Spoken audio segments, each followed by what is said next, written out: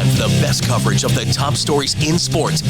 The Sports Wrap with Jason Page starts now. Indeed it does on a Monday, and great to have you with us all across America and Canada, wherever you may be watching. We appreciate it. Lots to do over the next 60 minutes. We've got a wild weekend in the NBA, a wild weekend in hockey, some NASCAR and baseball thrown in for good measure. But we start things out in the NFL because the draft was all the rage, and we are so thankful to have Dianna Russini hanging out with us. I put her in segment one. She's getting segment one treatment on the show today, which few people ever get. So, Dianna, we appreciate you coming on with The Athletic. Scoop City podcast as well. You can catch her there. And the most talented woman that I know talking about football today. So, Dianna, let's start with the obvious, which was Shedeur Sanders and his slide all the way down to the fifth round. What were your sources saying as this all played out over the weekend in terms of the dynamics involved? Well, thank you for all the kind words and talking about me like I'm a first-round draft pick. So I appreciate that, and I will take it. So, look, the Shedeur Sanders story obviously dominated the draft. It doesn't matter how you look at it. It was the story just because of all the excitement headed into it and where he would go. There were thoughts that the Giants liked him, the Steelers liked him, the Browns liked him. There was so much chatter. But I have to tell you, as we were getting closer to Thursday, I started to get a lot of feedback from teams that I knew were in on quarterback that they were going to perhaps jump in on Sanders later in the draft. So I knew the Giants were, most of us knew the Giants weren't taking him with that third pick. And I had known that the meetings with Shedeur and the Giants weren't blockbuster. They weren't great. They were just fine. For those that don't know, when teams meet with these players, lots of times they're asked to do things in terms of the scheme that the coach wants. They ask them questions, they push back, and you have to do a lot of preparation for these meetings. And usually the night before, players are giving the install. They're given some of the offense. That way, the next day when they sit with the coach, they can answer, and they're expected to study. And I don't believe the Giants liked a lot of what they learned from these meetings. I know that they respected and thought highly of some of his play on the field from his tape and from all the times that Joe Shane witnessed him over in Colorado. He spent tons of time with him. But something changed. Something really changed for the New York Giants from the end of the season to draft night. And we're learning more as we go here. So here we are. Cleveland, makes a decision to take him. And look, I don't think Cleveland ever really had him high on their board either. I think this organization looked at it. They see him still there in the fifth round. They meet. They say, you know what? Let's just take a shot. Let's take a chance. And that's what they did. I know there's some talk that the owner made them do it. I made some calls this morning. That's not really the sense I'm getting. I'm getting this was an Andrew Berry conversation of let's just take a chance. We haven't figured out the quarterback position yet. We haven't nailed it. Maybe this is something that can turn into something great for us. Dianna, obviously the odds came out and we don't have to talk about those, but it's a packed quarterback room now in Cleveland. Deshaun Watson's not going to play this year, but 4 guys really could. Who do you think just right now, way too early, if you had to pick one, makes the opening day start for the Browns? Good luck. I think Joe Flacco makes the most sense because he just has been in this offense. He's got the relationship with Kevin Stefanski. He's had success with Cleveland. Whenever you're talking about headed into camp and headed into the season even, those with the most experience, it's just like anything else in life, right? Usually those with experience are going to be the most comfortable, the most confident. Look, it's going to be competitive, right? That's the one thing I like about this. And, rookie camp starts next week for Cleveland. They're going to get a lot of attention there. I'm actually interested to see how Cleveland's going to handle all this because I said, Dianna, that quarterback room could be a reality show. And it would be the most fascinating watching that quarterback room. I don't know what Hard Knocks is doing, but they better give Jimmy Haslam a call and ask if they can put the cameras there because I think it would be really good TV to watch. Yes. The thing that I love about this quarterback room, and I like it, is just because everyone's journey is so different. and the personalities are so different, and what's at stake is so different for all these guys. So I'm looking forward to just seeing how this kind of fares, how this plays out. I'm interested to see how Shedeur Sanders is going to carry himself, how much of this was perhaps maybe humbling. I'm curious to see if he learned anything from it, if there's been any growth moments already. I mean, this whole experience, there's no way he thought it would go the way this just went. Yeah, I don't feel like I don't get the sense in the immediate aftermath of this that this was humbling. I don't get that sense. Oh, because of some of the videos that we saw of him partying. Yeah. Look, I had a general manager say to me this morning, this was someone who was not in the Shedeur Sanders market at all. He said, I just see it as he used a lot of these visits as a recruiting trip compared to using it as a job interview. And I think that's where it perhaps went wrong. And I believe that that's probably what a lot of teams feel, and that's why his stock probably plummeted. I want to get to you more on some of the specifics of the draft and some of the impact, but just a real quick thought in the final minute or so we have in this segment on the success of the draft now with what we've seen on these various sites. I mean, the crowds in Green Bay were amazing. The NFL has to feel like it's hit a home run with this sort of setup that it's put in place. Oh, my goodness. It's Green Bay, Wisconsin, and look what that looked like. I Right? mean, you would have thought we were in New York or in even Washington, D.C. I'm thinking of cities that, celebrate football and at least are highly populated. Yeah, look, the league has done, look, we criticize the league a lot. They've made some mistakes, but what they've capitalized on and what they are experts are making everything feel big. And no matter if this was a draft like last year where you had all these big name quarterbacks, you had 6 going in the top 12 and everyone was talking about it, or you had this one where there really wasn't that much. Like, as exciting as it all felt, when you really break it down, there were not a lot of headline names. There were not a lot of stars. In fact, talking to people around the league even headed into the draft, that was the story. The story of the draft was that there was no story, that it was a little boring. Yet I thought this was pretty electric.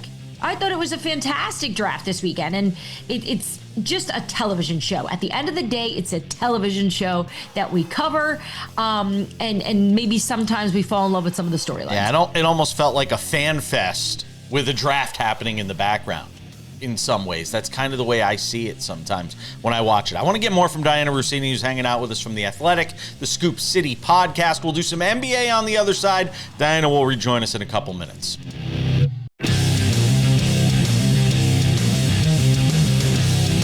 All right, we'll get back to the NFL in 10 minutes. Dianna Russini hanging out with us from The Athletic and the Scoop City podcast. We got to get to some NBA. A wild weekend, which I was consuming on the go. Had a trip out to California this weekend. How about this, by the way? Bowl in a tournament, bowl 9 games for a tournament, miss qualifying by 1 pin. 1 pin. You just can't make it up. I suck. That's all there is to it. I'm just not good. I'm just not a good spare shooter. That's it. That's all there is to it. I shot spares terribly this weekend. Yeah. Jason, if nothing else, you can take solace in this one fact that will that there's at least one sport I'm better than you at. True. One sport. You will always be a better bowler than Sam Yarnell. You can guarantee that. Got something going for me. All right, Mr. Yarnell. Let's talk. Man, that's it. My whole day is better now. All right, let's talk about what took place this weekend in the NBA playoffs. We're going to run through these fast. First of all, Aaron Gordon, hats off to you, man. You're almost getting kicked out of a game one moment. And probably should have been thrown out of that game, by the way, for what took place. Although the NBA has nobody to blame but themselves for allowing this NBA postseason to turn into the mid-90s. It's like they went into the Wayback Machine. It's like Hot Tub Time Machine, and we landed in like 1995. But take that and put it aside. That is a gutty, impressive win by the Nuggets in game 4 of that series. That is a gutty, impressive win by that team in Los Angeles against a Clippers team that's been playing pretty well.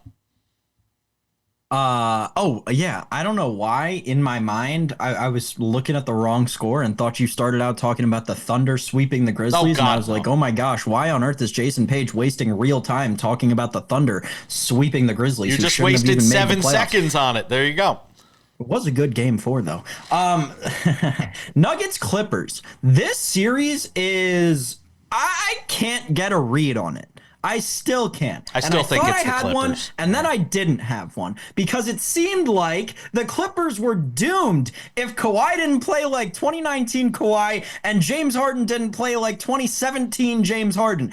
And turns out they can actually like play a close game when they don't get both of those things. Yep. So I give up talking about this series. All right. I'm just going to sit back and watch because clearly I don't know anything and someone's going to win. That's what I'll tell you right now. Somebody will win this series. And it's the best of all the series so far, really. I think it's been the best of all of them. Let's talk about what happened on Sunday. Knicks beat the Pistons.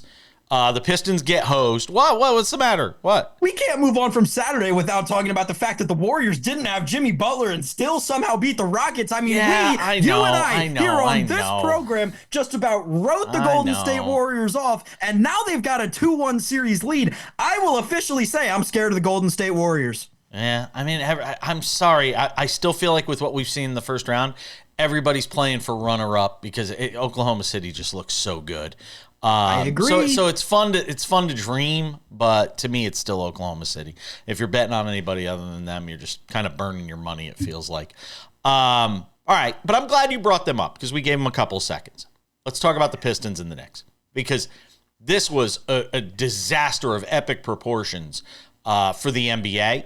And for the Pistons, who, by the way, you led the game by 11 in the fourth quarter. Figure out a way to close the deal. There's 2 games in this series where you didn't do it. Game 1 and now game 4. Yes, the NBA screwed it up miserably with this play at the end of the game. Tim Hardaway Jr. obviously getting fouled in the corner. Got his defender up in the air. Should have been a foul. Wasn't a foul. Otherwise, we're going back to New York. Tied it 2. But you got to close the deal. If you're JB Bickerstaff, that's what you should be talking about.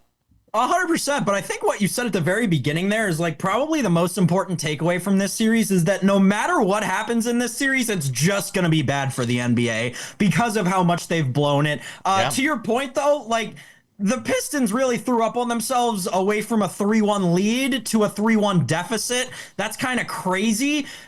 Because, again, we should be going back to New York with the Pistons looking to win it at MSG, not the other way around. Again, bad for the NBA because whoever wins this series, again, someone has to. Yes. They're going to not do anything in the next round because both of these teams are going to beat each other up and tire each other out. So they're cooked. Yeah, and they all better hope that Orlando figures out how to get this to a game 6 back in Orlando. Otherwise, it's going to be a real short series for the Celtics, which means they'll get some rest and get some guys healthy. On the Knicks thing, though, we do have to mention this. He won Clutch Player of the Year for a reason. Jalen Brunson is it is amazing what he does as an undersized guy.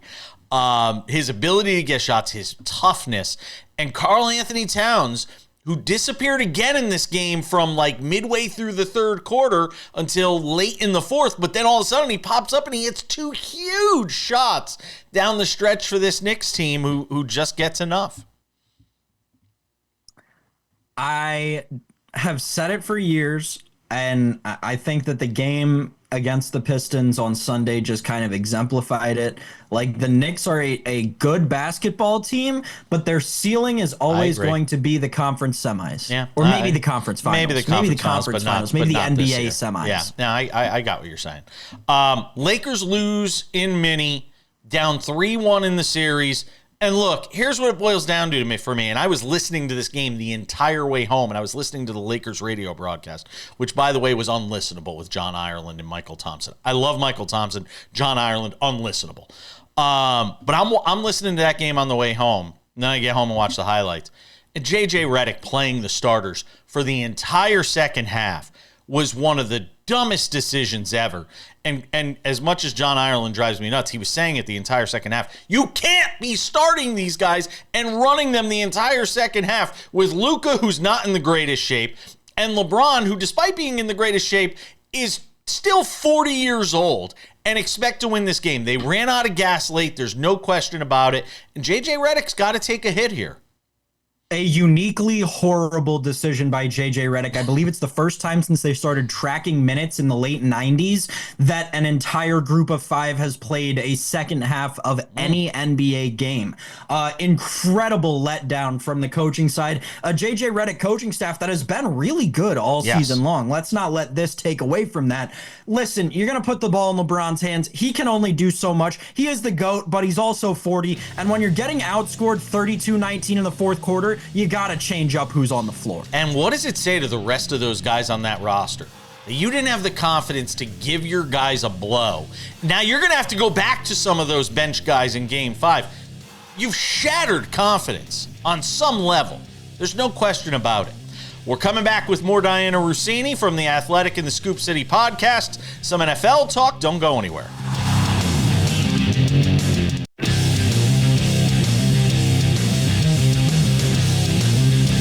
Welcome back to the show, this Monday edition of SportsWrap.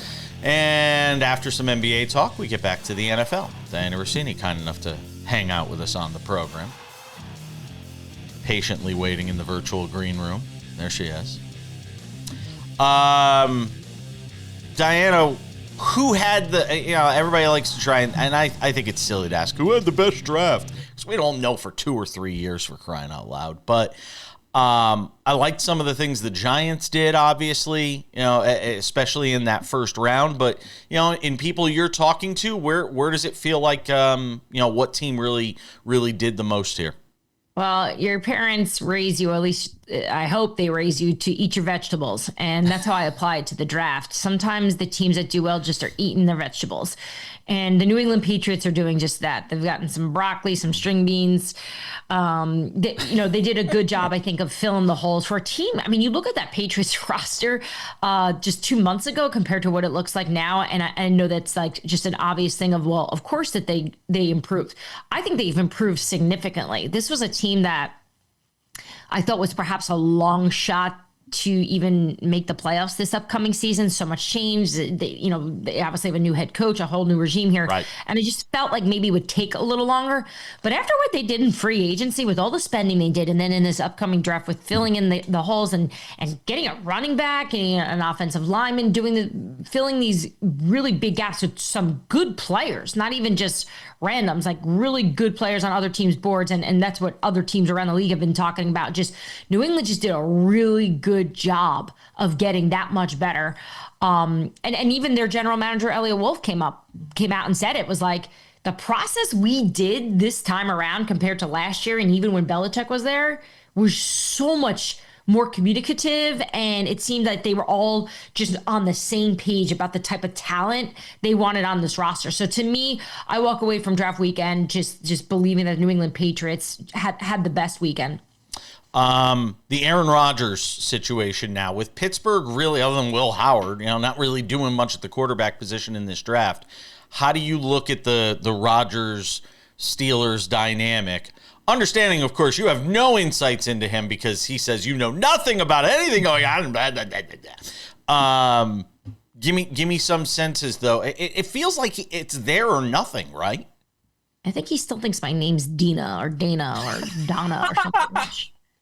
It's okay. Those are all very pretty names. I prefer that over Dianna, actually. Look, you're right. Like, there's no way of telling because I think Aaron just goes about his business right now just on what's good for him in that moment. Although I will say, I've been in touch with the Steelers for weeks about this, and they've never seemed panicked.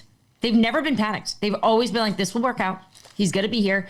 Their owner recently spoke about it and said that he expects Aaron Rodgers to join the Steelers. So look, it's all moving in a good direction. I just think they need to see this thing pan out. They need to see that he's going to actually become a Pittsburgh Steeler. The most recent conversation I had with someone there in the know, they said the communication between Aaron Rodgers and the Steelers is really good. That they're in constant communication about this, which is probably why the Steelers don't feel like they're in the dark on this. No pun intended, in the dark. But, this is just how I feel about Aaron Rodgers, though. Until it's done, I don't feel good about it. So until I see him sign those papers, or at least that the Steelers put out a tweet that say he's official, like we got to just sit back and hope this works out for them. Yeah, I feel the same way. Until pen is to paper, I feel exactly the same way. Go ahead, Sam. Yeah. Or he's in Egypt or South America somewhere, and we don't see him until week 10. That's always on the table. Let's not forget that. Dianna, obviously, something we've spoken about on the show before is how near and dear the DC area is to both of our hearts. Monday morning, Sunday night, we get the news that they're moving back to RFK. As someone who spent so much time there in DC and reported there, how much do you think that means to that kind of area and the football culture that you spoke about a couple of segments ago? The stock is just up in Washington in general for the Commanders. Everything since Josh Harris has taken over, it's like somebody gave them a blueprint of how do you want to win your organization back? How do you want to annoy Dan Snyder? Here you go. Do all of this. So everything that's coming out of DC now is so celebratory because they really just spent so many years in this mud of confusion. From the ownership down. So I just think the fact that every week I feel like we're learning more about what the team is doing, the decisions they're making, forget just on the football field, but obviously now with moving the stadium back to RFK and knowing, so when I was working in the DC market, they weren't playing at RFK. When I was in college, they were, or at least in that area. And I just remember the stories that my colleagues at NBC Washington would tell me, and just understanding what it meant to them and the history that they witnessed there. So I just think the fact that the PR side of all of this is also up for the Commanders, and they have the skill and they've got good leadership. I mean, everything's just trending in the right direction. So I'm expecting just this news to just continue to glow up DC. Go ahead, Sam. I know you had one more. I wanted to talk about the Ravens, actually, weirdly enough, using a draft pick on a kicker. Does that to you mean the end of Justin Tucker in the National Football League? I mean, it's certainly a significant insurance policy, right? I think, you look at Justin's relationship with the team for as long as he's been, and predating all of this, he was beloved. He was one of the most famous Ravens, and part of the reason why they've had so much success over the years, which is probably a big reason why this has been really complicated. And if you realize, like, there hasn't been a lot. I'm sure you've noticed it. Like, there hasn't been a lot coming out as they're continuing to look into it. So yeah, this to me just says they probably know more than we do. They probably know what's going on behind the scenes, and it would make sense. By the way, let's not forget, it's not like he was at the top of his game either. Like, all of this is kind of coming at the same time. So it's just good, smart football decisions. Kirk Cousins. What can we glean from the draft and what potentially happens with him? Is he almost stuck there, or is he a backup option if Pittsburgh doesn't get Aaron Rodgers? No, it's a good question, because I was stalking it all weekend, because I always felt that the Cousins situation was like the overarching storyline of the draft, because if he was going to get traded, he would have filled in a gap somewhere where a team didn't have to go quarterback. Right. And the Atlanta Falcons have had conversations with the Vikings, with the Browns, with the Steelers. Nothing firm, nothing like, hey, this is what it would look like in terms of compensation, but they definitely had conversations. And remember, Kirk has a no trade clause, so he has to approve whatever this trade would be. Dianna Russini of the Scoop City Podcast and The Athletic. I always appreciate you, my friend. Thank you so much. Thanks for having me, guys.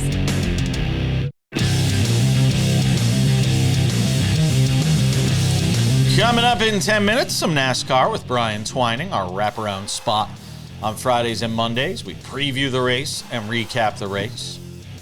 Talladega, always good fun. Let's talk some NHL. Let's talk pucks, Sam Yarnell. And as great a weekend as it was for the NBA playoffs, it was also a great weekend in the NHL. Washington and Montreal doing battle on Friday, where you get fights and fights spilling into the bench. I mean, you don't typically see a lot of fighting in the postseason, the way you do in the regular season. We're seeing tons of it, it feels like, in this postseason, Sam. But Washington gets the last laugh. Don't tug on the cape of Superman. They get a goal late in the third, a couple empty netters to make it look bigger. But Washington beat Montreal 5-2, so they take a commanding 3-1 lead in that best-of-7 opening round series. Carolina does the same, taking a 3-1 series lead on the Devils. No surprise there. But let's talk about a couple other series that really got my attention. One, Edmonton and Los Angeles is just you just know it. It's the Clippers Nuggets series of this opening round to me. It feels like it's very similar vibes to me, that every game's just going to be a banger, and we're probably going 7, and you can flip a coin as to who winds up winning. Yeah, and I think the most interesting part about all that, Jason, is that the series, by many accounts, hasn't even started yet. Visiting team hasn't even won a game. So it has been fun. I think the NHL playoffs is proving very early on, especially compared to what we talked about a couple of segments ago in the NBA playoffs.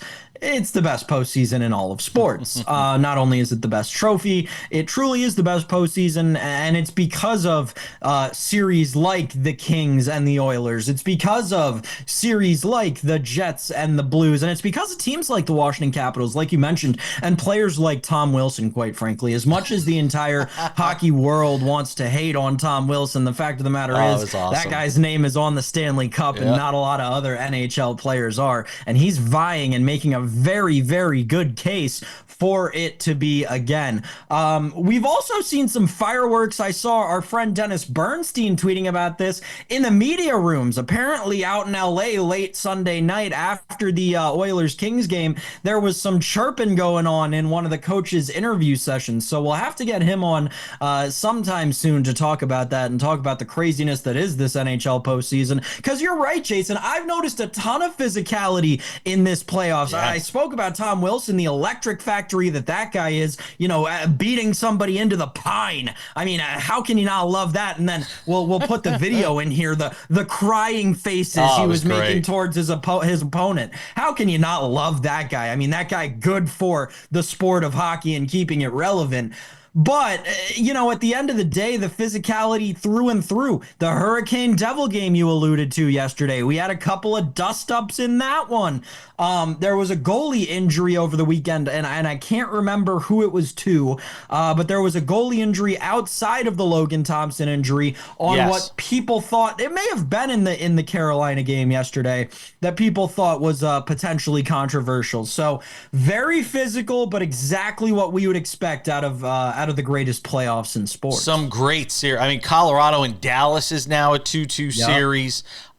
Vegas comes back on the road. That's been a physical series too. The Colorado-Dallas one with Rantanen. Golden Knights showing some fight, coming back, getting up off the mat, beating Minnesota 4-3. Even hats off to Tampa Bay, who lost the first 2 games at home and then comes back and wins in Sunrise 5-1. But I'll tell you, that Winnipeg-St. Louis series, I think fans in Winnipeg, we love you guys watching us up there in the great north there, and they've got to be nervous right now in Winnipeg with Hellebuyck getting pulled again in a 5-1 loss to St. Louis. Yeah, and it's the classic, and I think we spoke about this with Dennis a couple of weeks ago, while the regular season was still going on. It's the classic curse of the President's Trophy. I mean, and I really hate to say this, Winnipeg Jets fans, because they are a very lovable team that you can get behind and join in on the bandwagon for. But the fact of the matter is this: hockey is a very superstitious sport, and in the Winnipeg Jets, you've not only got the President's Trophy winners, you've also got a team from Canada trying to win the Stanley Cup. Those two things don't go well together in the Stanley Cup playoffs, Jason Page. How are we going to divide our time tonight? That is the question. Because you've got Houston Golden State tonight. No. You got Cleveland and Miami tonight. No. Obviously a no there. But Colorado, Dallas playing late and Houston Golden State playing late. How are we dividing our time? Are we going split screen? Are we doing iPad on one? TV on the other? Which one gets TV status? Which one gets iPad status? No. Here's what will happen. I don't know if you're familiar with the wonderful invention that is YouTube TV. I don't use it anymore. I'm sure that the SportsWrap is on YouTube TV at some point, somewhere, someday. So make sure you're watching us. But the legend that is YouTube TV does this awesome thing during these wonderful weekends and weeks of playoff sports that we get going on, where you can actually split screen. Yeah. They'll make it for you. So I'll just log on to my trusty dusty PlayStation that I use for everything.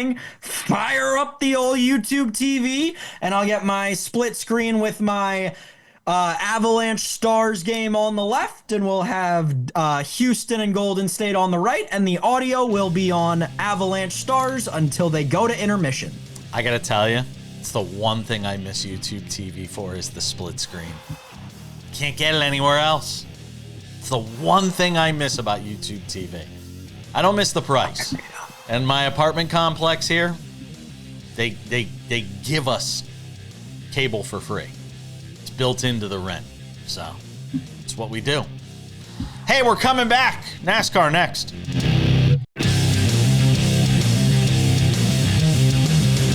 Welcome back to the show. Odds and Ends wraps it up in 10 minutes with some baseball talk. Also, one note we didn't get to from hockey that we'll get in there as well.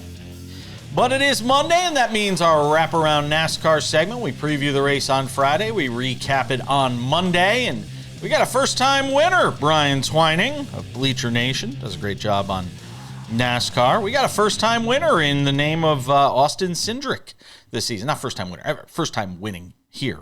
So Austin Cindric, your winner.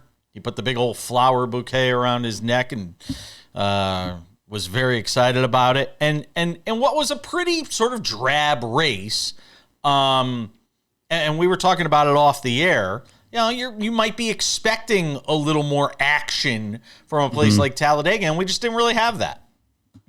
Yeah, it's super speedway racing, especially at Talladega, has kind of just become a merry-go-round of cars and everybody fuel saving, which you saw early on, which honestly makes it look so nice on television, because when they're 3-4 wide, only inches apart from each other, it's beautiful to see, but they're not actually racing. The racing occurs when everybody is mashing the gas and you see them too wide and there's two lanes, which thankfully, at least we had the Toyotas try to do this at the end of stage one, midway through stage two, and then late by them trying to short pit everybody, only to be blocked by, of course, the biggest blocker in the sport, Ross Chastain, which kind of was the race deciding move. It certainly was. But before we get into, I guess, you know, who wins and all that, there was a bit of controversy involving Austin Cindric and his teammate Joey Logano, who clearly wasn't very happy when at the end of the second stage, Logano thought he should have gotten a push from Cindric to try and win that segment of the race. Instead, Bubba Wallace gets a win, gets more points. By the way, Bubba's going to wind up in the playoffs, and he's not even going to win a race because he has played it so smart this year. Yep. And we had him on the show, and he talked about it. They have made a concerted effort this year just to rack up points to make sure they get into the playoffs, even if they don't win a race. But go back to the Cindric-Logano thing. Cindric didn't want to make a big deal out of it, doesn't think it was. But anybody who watched the race knows Logano was not happy, and he even said, put that one in the books, almost saying, I'm going to remember that, and at some point there will be retribution. Yeah, I find it interesting that anybody that's in a sport where the ultimate goal as an individual is to win a race or, say, win a stage, that you're going to complain that a teammate didn't push you to the stage win or a better finishing result in a stage or at the end of the race. We've seen this numerous times before with Penske that, yes, in the championship, they tandem up and they help each other win the championship. But in races at Daytona just a few years ago, you saw Austin Cindric leave his teammate Ryan Blaney to get the win back then. So it's no surprise to me that Cindric made the move to try to get his own stage win. And I just find it funny that Joey Logano, of all people, is he just a baby? I mean, I like Joey Logano as a race, but man, is it just typical Joey Logano? Yeah, he's definitely probably one of the most competitive drivers in the sport. So, I mean, I think you can kind of be okay with him getting upset that his teammate didn't push him, because the ultimate goal from the Penske garage is for Penske to be successful. But at the end, like I said, this is all about the individual driver. So I don't fault Austin Cindric at all. So what do we make of this strategy by Bubba Wallace and sort of the way he's sort of piecemealing this season just to make sure he gets himself into the playoffs? And is it a good strategy? I mean, so far it seems like it is. Yeah, I think it's a beautiful strategy. He currently sits 7th in the standings, a place that he hasn't been pretty much anywhere near in the next gen era. And we still have a ton of tracks that he's really successful at to come, races that he could potentially win. I mean, we go to Texas and then we go to Kansas, a place that he's won at before. So he's setting himself up to begin the playoffs in a position to even advance. But let me ask you something. Is there also a danger in that strategy in that you're almost playing it too safe? Because then I don't necessarily think so. Then if you wreck, you wind up out of a race, all of a sudden you drop. I mean, is there almost, I mean, the only other scenario that really hurts him was if you had 12 different winners. You know, if you had 12 different winners and you find yourself on the outside, I mean, that's the only scenario where he really gets burned by this strategy. Yeah, it would have to be, I think it would be like 16 or 17 different winners and him not winning. But in the current state of the Gen 7 car, I just don't see that happening. I mean, even yesterday, a Penske car, yes, it's Austin Cindric, not Ryan Blaney or Joey Logano, still a Penske car won at Talladega. It's not like we're getting the rando winners that we saw the first year of this car. Yeah, I agree with that. For Cindric, to go back to him for a second, what this race means for him, what this win means for him. Yeah, it's super important for them. I mean, they've dealt with some controversy the last 2 years with him being penalized. And then obviously he's been kind of the odd man out of the Penske garage. And for my opinion, he's become one of the best super speedway racers. So it was no surprise to me to see him running up front the majority of the day and even crossing the finish line first. Real quick, in the last 45 seconds here, look ahead to Texas next weekend. More boring racing. Come on! You're not exciting me. Yeah, Hendrick Motorsports will be very good again. I mean, they're coming off Talladega where 3 of the 4 guys finished inside the top 5, I believe. So, yeah, I think it's going to be a Hendrick day, and then a lot of the typical players at 1.5 mile tracks are going to be up front.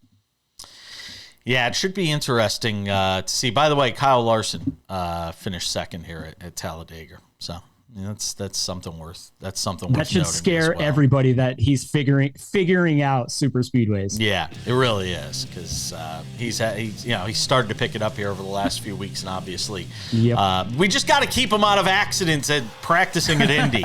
I said it last Friday on the show. He's got too much on his plate right now. Brian Twining, check him out. Bleacher Nation does a great job there. I always appreciate you. We'll catch up with you next week. Thank you, Jason. See you next week. Stick around. We're coming back. More Sports Wrap on this Monday. Odds and Ends wraps it up next.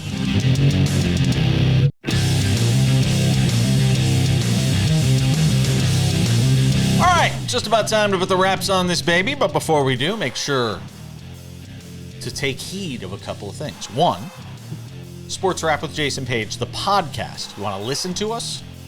This show, every day, available via podcast, wherever you get your podcasts. Spotify, Apple Podcasts, YouTube Podcasts, iHeartRadio, TuneIn, Odyssey, Amazon. Anywhere you get a podcast, you can get this show. Listen to it on your way to work. You can also watch us somewhere other than television. We love being on TV. 220 affiliates and growing, all across Canada as well. But if you want to watch the show outside of those platforms, you can do so. Thanks to our friends over at Spotify, where you can watch the show. Also, the Sports Wrap with Jason Page YouTube channel. It is hot, hot, hot. Bonus clips, things from the show that don't make it into the show. You never know what you're going to find. Sports Wrap with Jason Page YouTube channel, including Sports Wrap Shorts, because we're not on the air for 24 hours.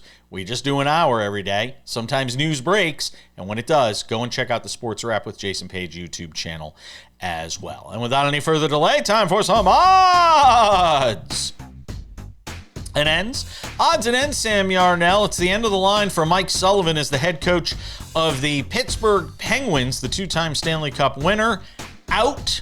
He and the team amicably parting ways. The 57-year-old also coached Team USA for the Four Nations Face-Off. He was under contract until the end of the 26-27 season, so he'll get paid to do absolutely nothing. Isn't it a wonderful world?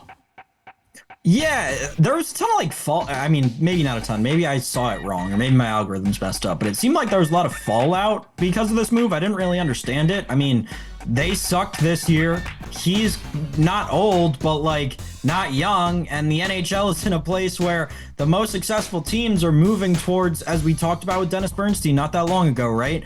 These young, analytically minded coaches. Look at Spencer Carberry and what he's doing with Washington.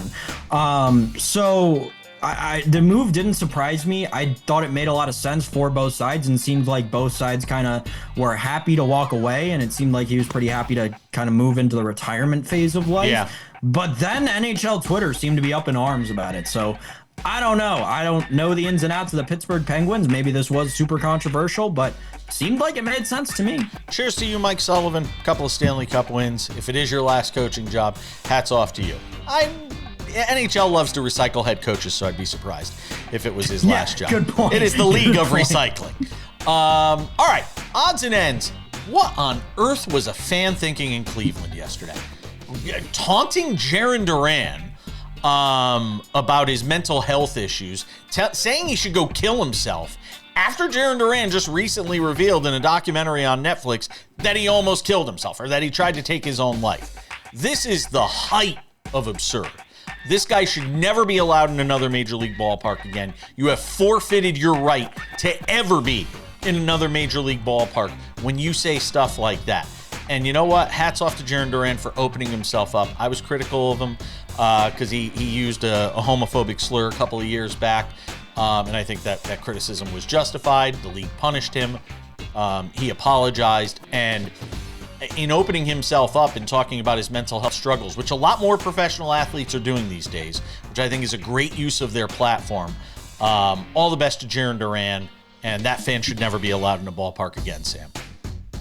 Yeah, you said that, you mentioned the part to me that's important is the part that we're not 365 days removed from this man being suspended by Major League Baseball for doing quite literally the inverse, right? Yelling a slur, actually doing something worse, yelling a slur at a fan who was there to watch him play.